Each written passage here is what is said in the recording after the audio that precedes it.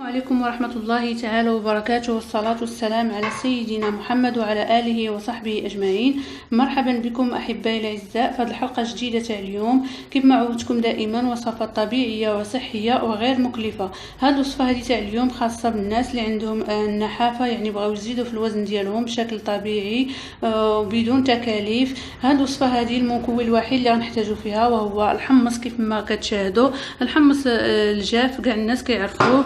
الطريقه ديال التحضير ديال هذه الوصفه يوميا بالليل احبائي الاعزاء ناخذ 2 معالق كبار من الحمص ونضيفوا عليهم واحد الكاس ديال الماء، يعني باش نخليوهم يترقدوا حتى الصباح.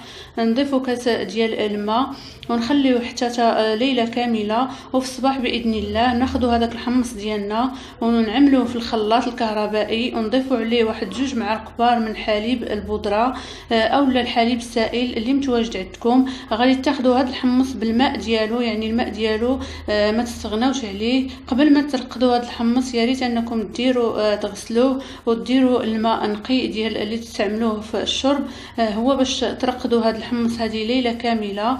يعني كاس كبير على 2 معالق كبار ديال الحمص وتخليوها ليله كامله، وفي الصباح فاش غادي يتنقع هذاك الحمص غادي تاخذوا الحمص بالماء ديالو وديروه في الخلاط وتضيفوا عليه 2 معالق كبار من حليب بودره وطحنوه احبائي الاعزاء. الا يمكن لكم تضيفوا شي فاكهه ماشي مشكل، يمكن لكم تضيفوا فاكهه وتضيفوا واحد الملعقه ديال عسل النحل باش تقدروا تشربوا هذا العصير هذا، لان هذا الحمص مرطب عطى نتائج كبيره بالنسبه للزياده في الوزن بالنسبه للناس اللي جربوه. كنتمنى منكم احبائي الاعزاء انكم تستعملوا هذه الوصفه هذه. هذه الوصفه هذه كتستعمل مره واحده مره واحده في اليوم من بعد الفطور او قبل الفطور. يمكن لكم تفطروا بهذا العصير هذا وتعطيوه حتى بالنسبه للاطفال ديالكم، تعطيوهم كاس حتى بالنسبه للاطفال فهو مفيد. هذا العصير هذا يمكن للناس اللي كيعانيوا من الامعاء، يعني عندهم المصران او عندهم المعده، يمكن لهم يستغناو على هذه الوصفه هذه. اما الناس اللي ما كيعانيوا من حتى شي حاجه يمكن لهم ياخذوا هذه الوصفه هذه غير مكلفه، وصفه في المتناول ديال الجميع وما فيهاش رائحه الحلوى اللي كيعانيوا منها بزاف تاع الناس، رغم انها مفيده بزاف. واللي بغى يضيف معها ملعقه صغيره من البودره ديال الحلبه يمكن له يضيفها. الى زدتوا البودره ديال الحلبه هذه الوصفه هذه غادا تخاد قبل الفطور لان الحلبه فاتحه للشهيه.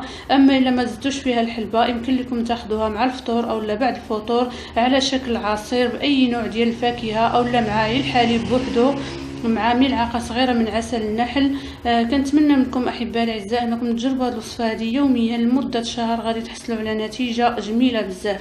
كنتمنى منكم احبائي الاعزاء انكم ما تبخلوش عليا بالتشجيعات ديالكم والدعوات ديالكم وتنضموا لي القناه وتشجعوني بلايك باش دائما نوصلكم الجديد. والى اللقاء في حلقه قادمه باذن الله.